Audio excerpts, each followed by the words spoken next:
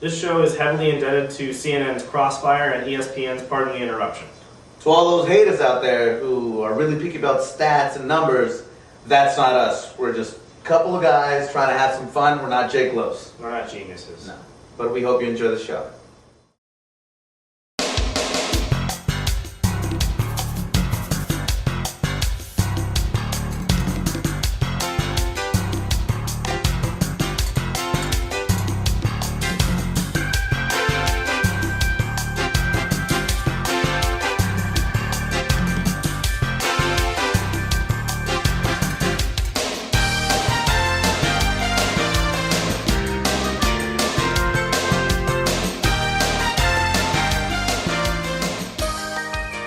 Yo, what up, everyone? Welcome to the second episode of the second season of News. I'm Renee Hobel from LA, Dodgers in the playoffs, baby! Woo! I'm Kevin McFarland from San Francisco. Alright, and on today's show, we're going to be talking about this awesome game that happened last night. Yeah. We're going to bring back an old favorite game. But speaking of what we just, let's just go ahead and get started with the game that happened last night.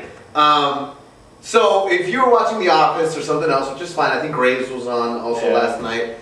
There was a giant game in the Pac-10, Pac-10 by the way, Pac-10, that happened between USC and Oregon State.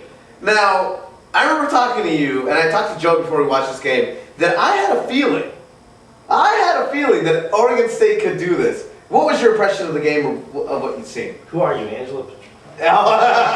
So, I was really shocked that USC dropped another just meaningless game. Yeah. The USC comes to play when it matters.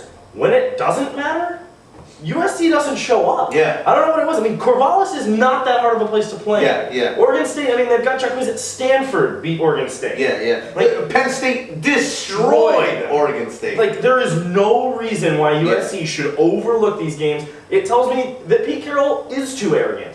Isn't that good of a coach, that he's overlooking these opponents and is not preparing his team. I'll say this. I'll say this. I've always thought that Pete Carroll is an arrogant asshole. But at the end of the game yesterday, during his small press session, he admitted that they played horribly and that Oregon was the better team. What I gotta give it to is those Oregon State fans. I got a couple friends over there who went, "You guys packed the house. Yeah. They don't start school for another week." I have no idea how they got that many fans They there. lined up in the morning to go to that game. USC goes down, as the LA Times said, so much for the greatest team in the country. Yeah.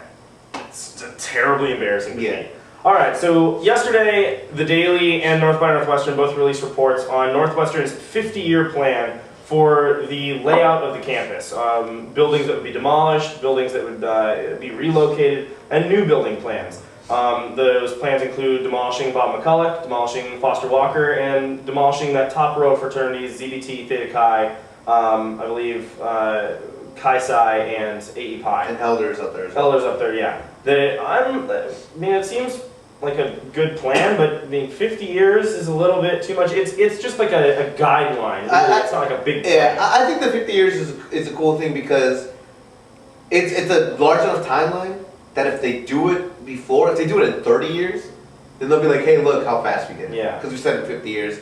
I kind of want to know how much it's going to cost, like really going to cost. Mm-hmm. The other thing is, I kind of agree with some of these buildings that need to be rebuilt. CBT needs to be rebuilt. That whole Francis Searle, kind of new building, but there are just like 3 windows in the entire building. Yeah. Foster Walker looks like a prison. You need to fix that. You need to get rid of that. Well, the thing that I like about them is that they're trying to do over here is that they're trying to create more paths for pedestrians. Yeah. Which is cool because when you give tours, it's kind of weird to go through like campus, like mazy buildings. Yeah, and they're trying to show the lake feel. Yeah. Which is good. The idea with those 2 crescents that you can go through campus on are actually really cool. I think it's a good idea. I want to see exactly what they're going to do. What immediate plans are going to be.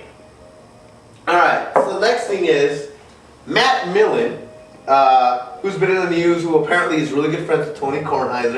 Apparently, and Levitard hates, was fired by the Lions after a horrible start to their season and just a horrible, I guess, franchise. I mean, because we had this conversation the other day about the Raiders and Lions, and I think we're going to talk about that eventually. But I mean, what do you think of this? I personally think it's a good firing. I think they need to get. I think it's a great firing. I mean, Matt Millen last season when they got off to a good start, John Kitna guaranteed 10 wins, and they get to like 9. Yeah. Like the Lions haven't been competitive since Barry Sanders retired early. Yeah, they haven't made the playoffs in like 40 years. Yeah. And I believe it was Barry Sanders who retired because that team was going nowhere. Yeah. He said this team's going nowhere. Why should I be here?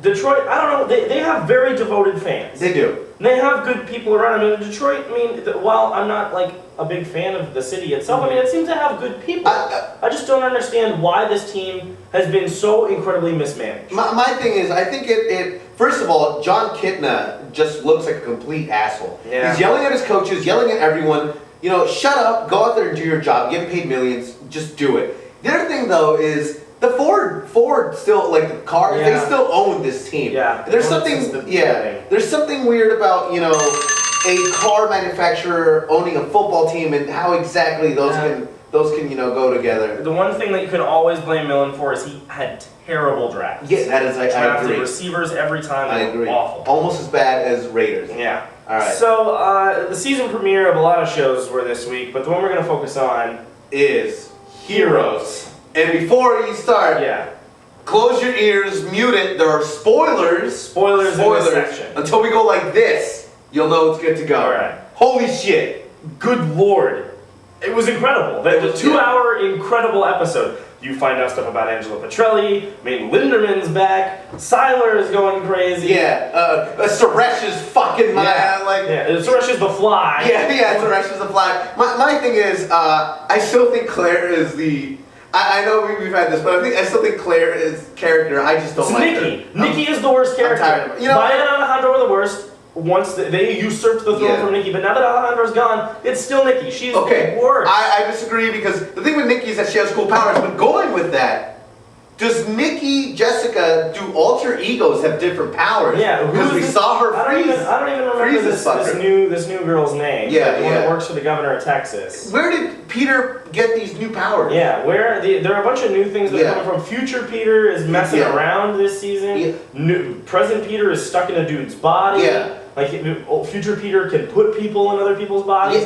It's crazy. What happened to the guy who Peter has taken? Like, what happened to that guy? Yeah, what happened to that guy? Where did he go? Where is Parkman? What happened to Parkman? Who is this Guy? Where's Micah? Who is it, Micah? Where are all these? Where's that black bitch that was with Nikki? I guess he probably killed her. Yeah, I have no idea what's going on. Good. We're good. You're good. Spoilers are done. All right. It's crazy how Peter turned out to be gay. I mean, it's nuts. All right. So, I'm gonna go to bed tonight early because I'm waking up fucking early tomorrow morning. Yeah. Because tomorrow the Wildcats are going for 5-0. Yeah. Playing against Iowa, who loves the golden shower, and they're looking to be, I believe, 4-1? They'll be 4-1. They lost at Pittsburgh last week. I'm really excited for this game. I'm really excited. I've listening to Fitz and the coach at Iowa and looking at all the blogs online.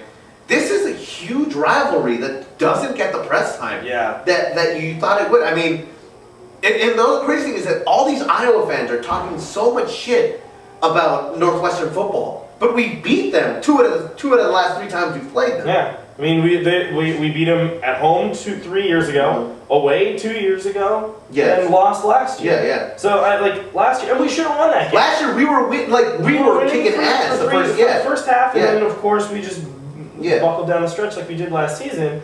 But we've got Tyrell back and healthy, CJ back and healthy.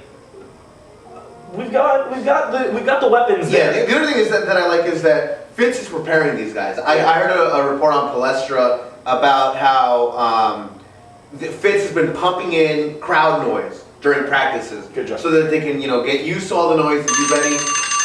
Tyrell's son says he's 100%. That's good. He said he was 200% before Syracuse. Hopefully his math is a little off. All right. That's the end of the first segment today. Come back and we'll play an old favorite game. LA, baby. LA. Thank you, Cardinals. I hope.